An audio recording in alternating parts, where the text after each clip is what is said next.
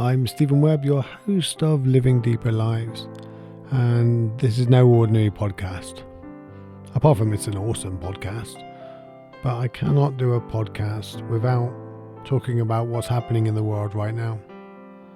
And with the experience of Facebook and other people, and I wanted to talk about the 3 cultural poisons and how it fits in and how we can perhaps turn this around to some kind of gift to ourselves. But first, I just want to say, I hope you're staying safe. Hope you're doing what you can, and what an absolute shitstorm this is.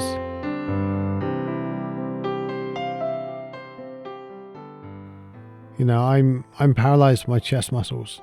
I cannot breathe through any of my chest muscles. I breathe with my diaphragm only. I do have a problem with heart palpitations. I take tablets for it. I'm asthmatic and I'm diabetic. That puts me in serious line of fire for this virus. The virus is going to love me. So I take a deep breath, and my carers are washing their hands. They're doing everything they can. And I'm isolating myself. I'm not panicking. Well, a little bit panicking. I'm feeling overwhelmed. I'm feeling tired. I cannot stop thinking about it. A few months ago I was thinking maybe I'll have a heart attack. Maybe I won't be healthy because I don't eat all that healthy. Now all that's gone out the window, and I'm thinking this might get me. And I'm a pretty positive thinker. All my life I don't think anybody would say I was a negative thinker. Anybody listens to my podcast, sees me do lives, my videos or my blogs. But this is quite serious. And I don't know quite how it's going to pan out. I'm not an expert. And what is refreshing is seeing so many countries come together.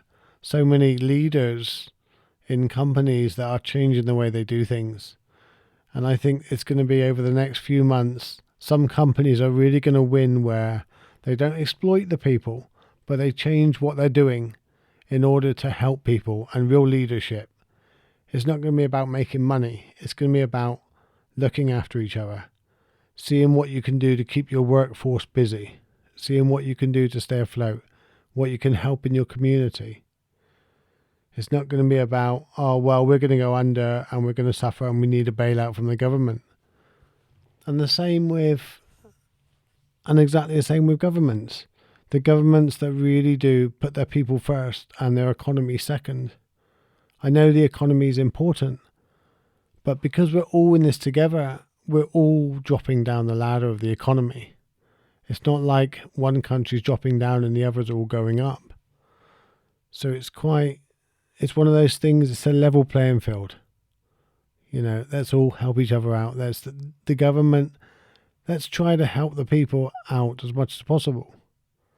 And then we've also got the situation of, do we really panic and close everything down and risk the economy and then having it wrong, and then it doesn't end up as bad as what they say it might do? Well, I would rather have that than I would have it the other way where we gamble. Because the thing is, you can always recover an economy. You cannot recover a loved one. You cannot recover a loved one. Once they're gone, they're gone. It's no good saying, oops, we made a mistake. And I think that's the case. And I want to talk about the 3 cultural poisons. And the 3 cultural poisons are denial, cynicism, and hypocrisy. And I'm going to address each one in order. But first I want to say that this could be a gift. It's here already.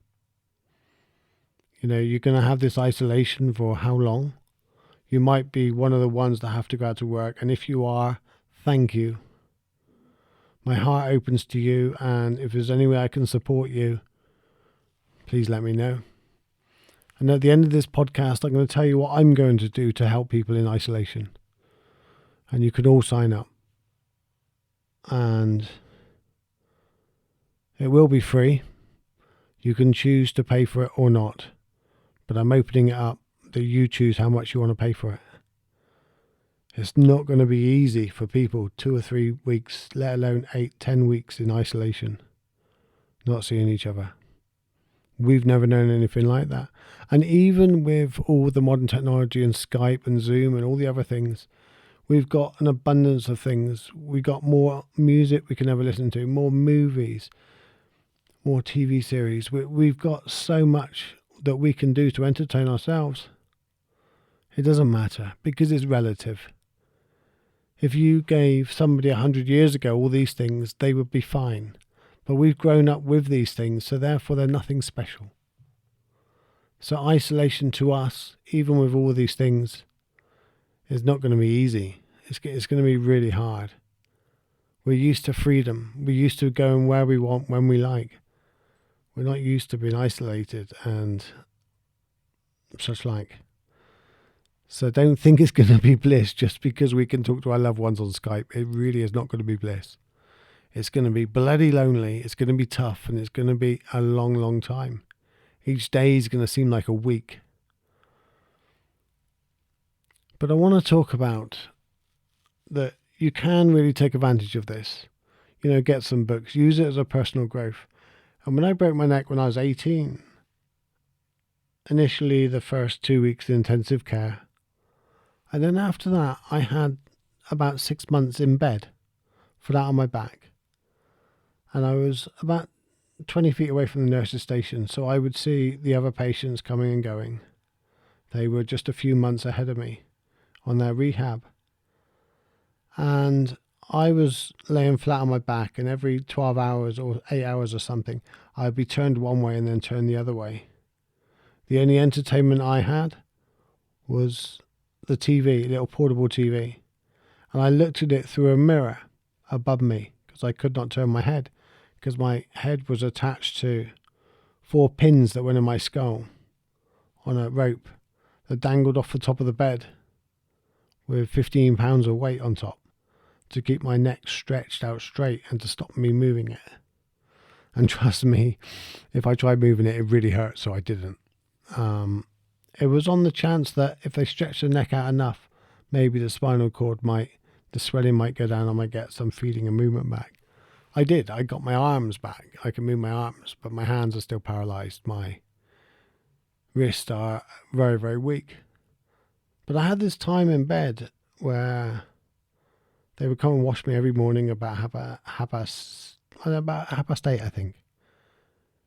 And then they would come and do me dinner, and my family would come up and stay, and friends would come up and stay. But I had a lot of time to think. I had a lot of time out. And I think really that was a gift. If I'd broke my neck and immediately a couple of weeks later let out loose in a wheelchair to come home, I would not have had the mentality or the mindset to deal with it the way I do. So taking time out, what can we do with this time out? Well, read some books. Choose a book a week. That's only an hour a day reading. You could read a book a week. Most books are about a 5-hour read. And I'm dyslexic. I really struggle to read, and I can read now a book in most weeks. I've just got to be disciplined enough to do it. And there's normally way too much going on to not to do it or to be distracted. So we've got this perfect opportunity. You can go for a walk, but isolate on your walks. Don't have any contact with people any more than a hi across the road. Of course, check with your authorities just in case you're not allowed to do that. But as far as I know, isolation does not mean actually staying in your room. Unless you have the coronavirus, and that's a little bit different. Check with your local health team to what you're allowed to do. But exercise, get fit. Treat it as your time in the monastery. In a monastery, they get out of bed at like 4 o'clock in the morning. Well, it's optional. You can get out of bed earlier if you want. You sleep on a hard bed. You sit in meditation hours and hours a day in complete silence. You just walk in complete silence. You have to read. You have to do all these things. And it helps us to grow and open spiritually. But I want to just end on what I've seen recently. And I take a deep, humble breath really in this part, because this will show humans for what we are. Our core values. Or not so much our core values, but the level at which we are currently at. And these levels go from, me, my life, slightly fantasy thinking, which is a young child, to absolutely me in control. I want to control the world. I have all the answers. I am right. Me, my country. You'll recognize that in a couple of leaders at the moment. You'll recognize that in some of your friends, especially some narcissists. And then you have the religion and things like that, what you believe in, and it's your group then. Me and my group. Me and the Hells Angels, the religious groups, and such like the mafia. Can I put the mafia and a religious group in together? I'm not saying they are the same, but it's the same thinking in the way of me and my group, gangs. My group have the answers. My group or my culture. It's where I fit in. I lay down my life for my group. Then you have more of a bigger picture where you love the world, and the world is your group, and everybody's part of this. And I think this coronavirus, this COVID-19 outbreak, will really show us where we stand there, as individuals and as groups and as businesses. So you'll have the 3 cultural poisons. You've got denial, which is the first one. The environment is fine. Well, businesses in this denial that we'll be all right, don't have to worry about it, we don't have to adapt. Well, they won't be around in a few months' time. They're the ones that just won't survive. But then as an individual basis, these are the people that, it's just the flu. Don't worry about it. It happens every year. We don't have to do anything about it. Well, I've got news for them. The world's economies don't lose $3 trillion for just another flu. It's way more than that. You don't have to be a mathematician.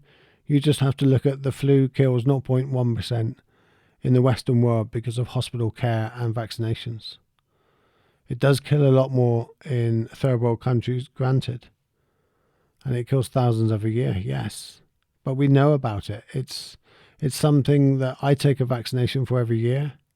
It's something that I don't panic about every year because of that. And it's something that my doctors and everybody knows kind of how to treat.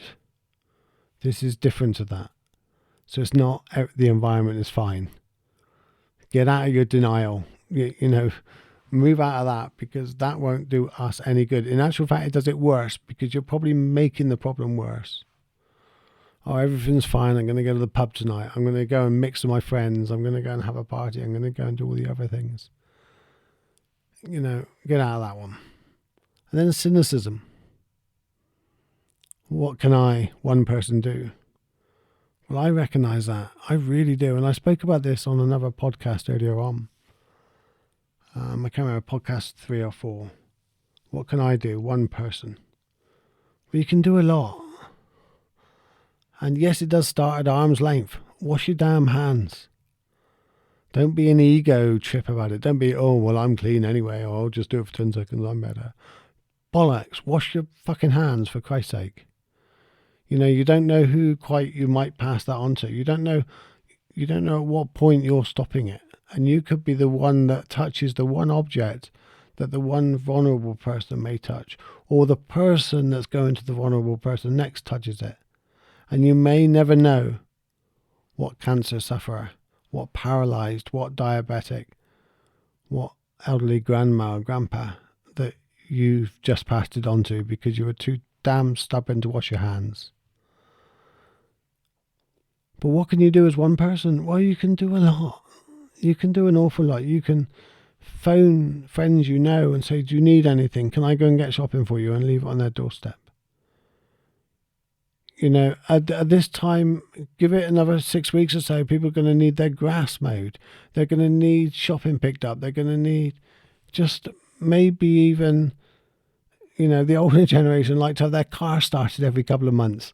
Maybe you could offer to one of them. I don't know. That's probably a bad idea. They'll probably think you're nicking it or something.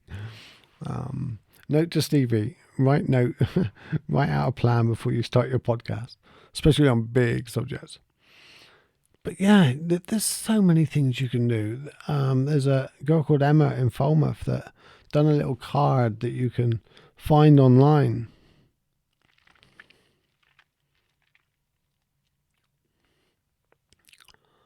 And it just says, hey, I'm so-and-so, and my number is, I can do this, this, and this for you. There's things you can do. This is going to show us who we really are. And there's plenty you can do as one person. And even just isolating yourself and staying out of things, that's doing something. It really is. If you know a nurse, or you know a doctor, or you know somebody, send them a thank you card.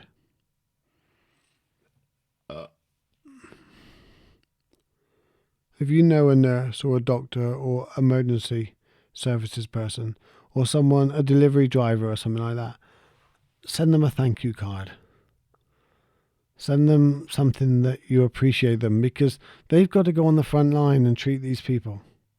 That could be you, that could be anybody else. And I wouldn't like to be doing that right now, so I'm glad they're doing it. Then the third of the 3 cultural poisons is hypocrisy. My behaviour is exemplary. And this is probably the most annoying one of all.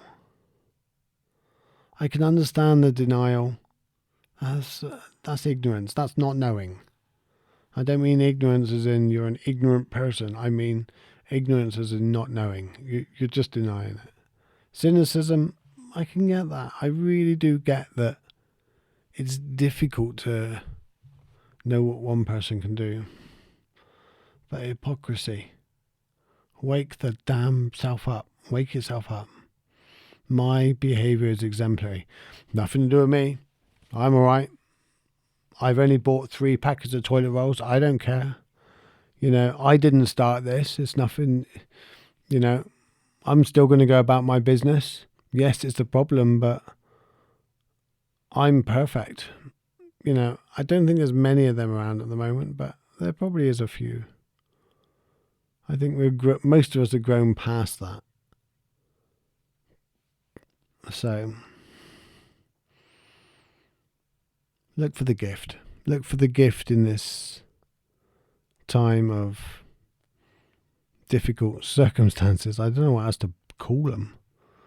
It's not like a war, but it's a bigger effort and more fearful than the war. In a war effort, you have certain people that are going into danger zones, which is horrible, and I'm not taking anything away from that. I feel blessed that I don't live in a time where I've ever had to be asked to go to war, or ever been affected by someone directly in the war.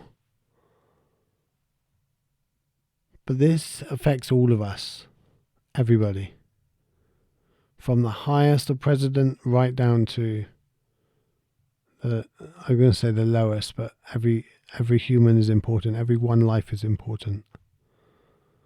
And I do hear governments not putting the same, or I feel like they're not putting the same level to what's going on to everybody. It's almost like the elderly are not as important, and that it just annoys me. If this was children dying, oh boy, you would see a different story. And you'd see a different story of the whole of the people. You really would. You wouldn't have this complacency. So, just a quick recap. Recognise the 3 cultural poisons. That's what's going to damage us most of all at the moment. Denial, cynicism, and hypocrisy. And recognise what you can do to grow yourself. And I've got this offer for you. And below this podcast and on my page, stevenwebb.com, below this podcast is a link. And if you go to stillnessinthestorms.com, the top link will take you to a page where you let me know that you want to be in every day. Starting next week on Monday at 2 p.m, I'm going to do a live guided meditation every weekday in Zoom. You don't have to have your camera on, you don't have to have your mic on. Just turn up and we're just going to meditate every day for about 20 minutes, and they're going to be guided. You don't have to be a meditator. It doesn't matter if you never meditated before. But this is to ground ourselves and not to feel overwhelmed and the overthinking and the busy people. Just get a little inner peace from this, because unless we approach it from the ground up and from our hearts, we're going to really struggle, because you cannot approach this from the mental thinking, because it will just exhaust you. It will overwhelm you and it will drown you. So reminder, go to stillnessinthestorms.com. Let me know that you're in, and I will email you the details. And it's pay what you want, by the way. And I'm going to use this money to hopefully raise enough money for me to buy a new electric wheelchair, because mine is really stuffed. It's 15 years old now and it's falling apart. So that's what you'll be funding if you can pay something towards it. But don't be put off if you can't, because I want to help as many people as possible. Take care. I'm Steven, and go to stillnessinthestorms.com. I love you and thank you for your time being here.